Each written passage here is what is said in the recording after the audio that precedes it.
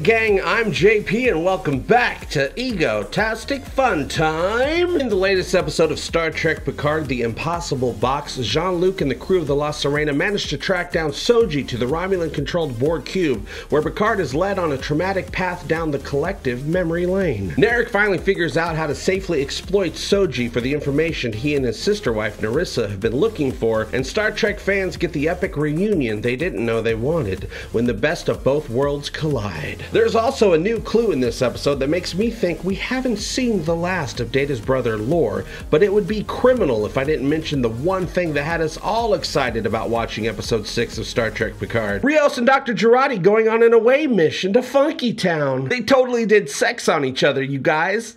One of two important themes of The Impossible Box is Jean-Luc confronting a part of his past that has always haunted him. Being Locutus of Borg was something that seeing four lights, or living an entire lifetime to learn how to play a flute on a dying planet, or having the future of humanity put on your shoulders by an omniscient being, or having to share a sandwich with Wesley that one time in a cramped shuttle, all paled in comparison to. Being assimilated by the Borg to become a new member of the collective to serve alongside the Queen as Locutus is the one thing that Jean-Luc has never been able to fully come back from. Sir Patrick Stewart played this part of Picard's psyche perfectly, you guys. This is the first episode this season where I felt Jean-Luc seemed incredibly old and tired. The fear, the past trauma, the knowing that he was going to be directly stepping into a perfectly preserved time capsule of his worst nightmare was draining him, where he lost not only his identity, but lost also his humanity. The change in Picard's demeanor was especially apparent when he finally beamed aboard the artifact. He practically had a panic attack, which I'm sure wasn't helped by the fact that the symptoms from his aromatic syndrome, which yes, we have to remember he is suffering from, are going to be affecting him more and more as the series continues on. When Hugh gave him a tour of the cube where the XBs were recuperating, Jean-Luc was extremely uncomfortable, which is a state I don't think I've ever really seen him in before. He wouldn't even look an ex-Borg in the eyes. Because the ex-Borg only have one eye, JP! Shut up, Angry Nerd Troll, and yes, you're technically correct, they all only have one eye, but he wouldn't even look them in the one eye that they had. He also knew that the ex-Borg living on the cube would remember him as Locutus, and that terrified him as well. I thought it was a nice touch to drive the point home when one of the XBs actually called out to him as Locutus. As a lifelong Star Trek fan, I loved that Jean-Luc actually gained a new perspective of the Borg during his visit to the cube. Hugh showed him something that many of us already knew, but because of Picard's trauma from being Locutus, he was unable to see it until now. That underneath the Borg's ultimate goal to assimilate new life and new civilizations and to boldly be a bunch of space dicks, basically, that they're also all victims. The only true villain is the Queen. All the drones were her prey that were forced to become slaves to her will. We have to remember, Picard hasn't really had much experience with ex-Borgs who have regained their humanity like he has. Sure, he helped Hugh regain his individuality back in the TNG episode I, Borg. He even ran into him for a second time in the episode Descent, parts 1 and 2. Jean-Luc obviously never kept up with Hugh. He never met Seven of Nine before until just a couple days ago in this timeline. We got to meet the new and improved Hugh earlier in the season, but this is the first time Jean-Luc has ever seen him without all his implants. And to be honest, before this new Picard series, I never really thought much about Hugh. When I heard they were bringing Jonathan Del Arco back for this series, I thought, oh, okay, cool. That's a deep cut. I can't wait to see what Hugh's been up to this whole time. But it wasn't really important to me. I definitely didn't think I'd get the feels when Picard and Hugh were reunited on the cube, but I'm not afraid to admit that feels were feeled, you guys, when I watched them hug for the first time. Let me know in the comments if a little geloja of tears came out of your face during the reunion scene, because it came out of my face. The other important part of the Impossible Box episode is Narek getting Soji to step outside of her programming to unknowingly give him the information he's been trying to find out so he can destroy her homeworld or somebody's homeworld. We don't really know what's up with that lightning planet from Soji's dream yet. Hopefully we'll find out in an episode or two. The way Narek got the information from Soji was very clever. Soji has no idea that she's an artificial life form who came online only 3 years ago. Her life, her memories, her mother are all part of that programming that is inside of her.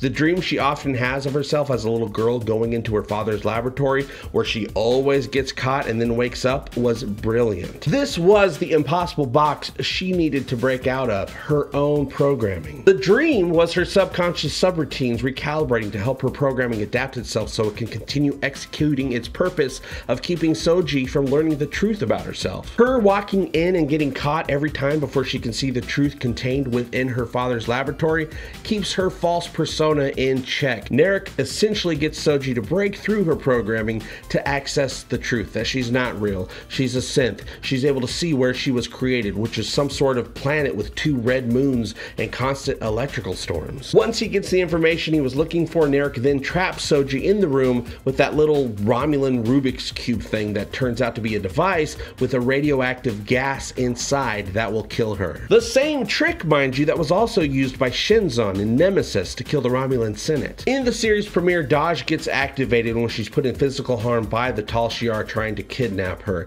It's part of her and Soji's programming. Here, Narek is able to get the information from Soji without her realizing what's happening, but once he tries to kill her with the gas, she activates and tears her way through the ship to try and escape, which is when she finally catches up with Picard and Hugh, who are already looking for her. The pacing of The Impossible Box was great for me as both storylines got closer and closer to merging into one, which is what we want. We want one storyline so we don't have to keep jumping back and forth. We also got some great references to the Borg Queen in this episode, you guys. Hugh mentions that the XBs are in the same predicament they were in when they were part of the collective. They have no power over their own lives and are still hated by everyone in the galaxy, only this time their queen is Romulan. We get a quick shot at the beginning of the episode from first contact with Jean-Luc and the Queen, and Hugh leads Soji and Picard to the Queen's lair, which has a spatial trajector in it which will instantly transport them anywhere they want within 40,000 light years. Spatial trajector technology, of course, was first seen in a Voyager episode featuring the Sicarians.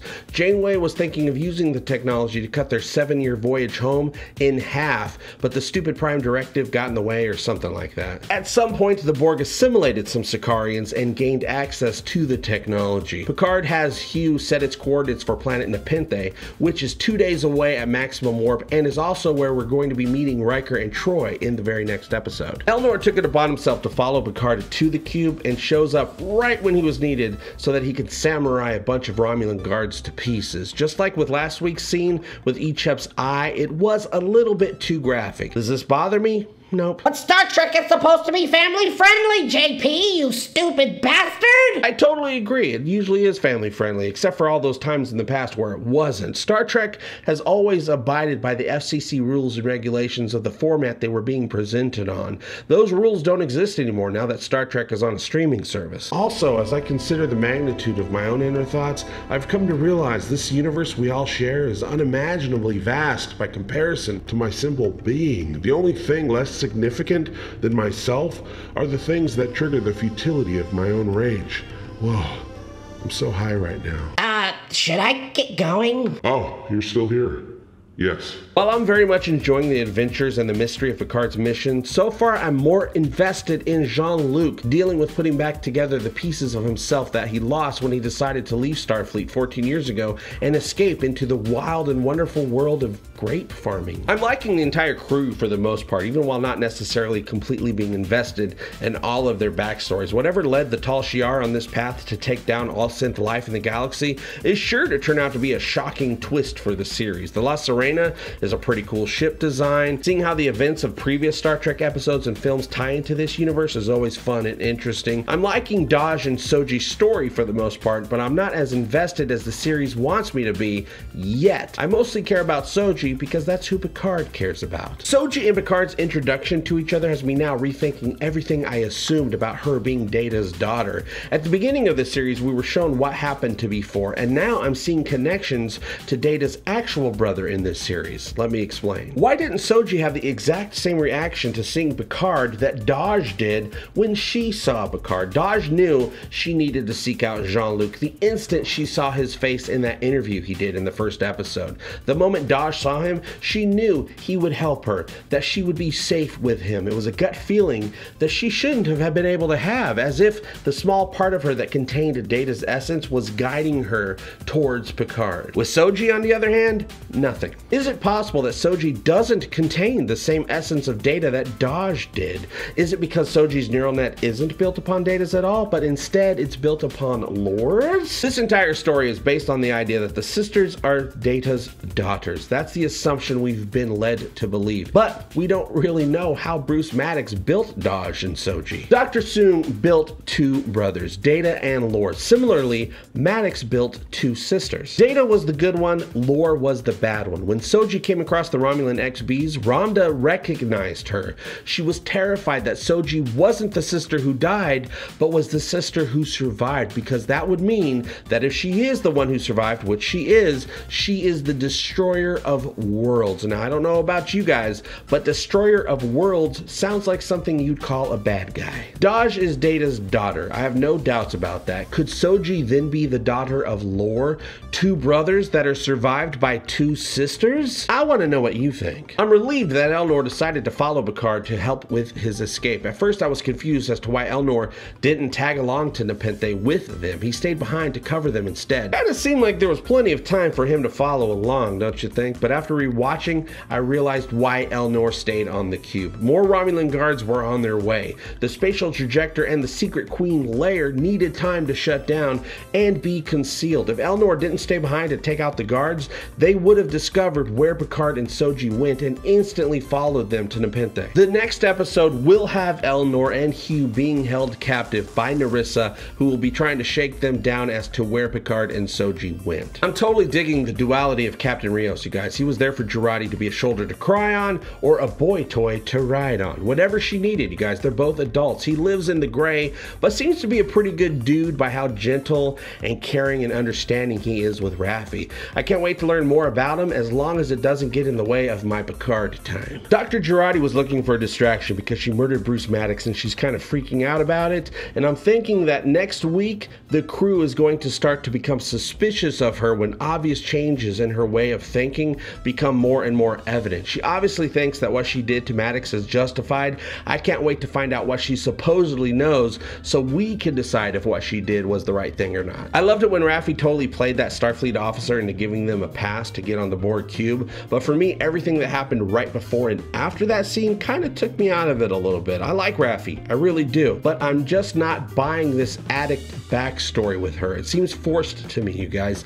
She comes onto the bridge crazy drunk, then they ring up the Starfleet lady, and then all of a sudden Raffi is not only perfectly sober, but suave as hell, clear-headed and ready to get down to business. The instant the call is over, she's so plowed that she has to be helped back to her quarters. I like the idea of her character having a problem with vices, but it's coming off as way too uneven for me. In the next episode, Picard and Soji will run into Riker and Troy on Nepenthe. The La Sirena will try to escape the Romulan Borg tractor beam as they attempt to rendezvous with Jean-Luc, while Hugh and Elnor will be held captive by Narissa. Do you think Elnor will be able to make it back to Picard now that they're all split up, or will he die the way that he lives, by the sword? It's obvious Nerka's in love with Soji despite having tried to kill her. Do you think it's possible for him to ever redeem himself after what he's done, or will he find himself doubling down on his crazy hot sister's evil plan? Will Soji end up being a Skywalker or a Palpatine? You can let me know what you think by joining the conversation